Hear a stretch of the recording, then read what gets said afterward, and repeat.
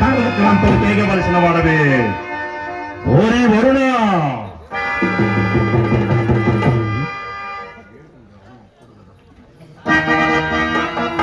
హరిశ్చంద్రుడు సంచరించే అరణ్య ప్రాంతమందు ఒక్క నీటి బొట్టు పెరగకుండా గట్టి కట్టడి చేయము.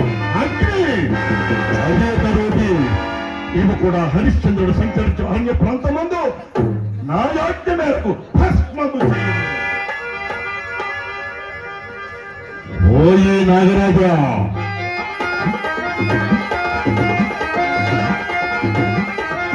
నాగరాజా, నీవు కూడా సమయం చూసి హరిశ్చంద్రుని వంశాంకురం రోహితాసుని నా యాజ్ఞ మేరకు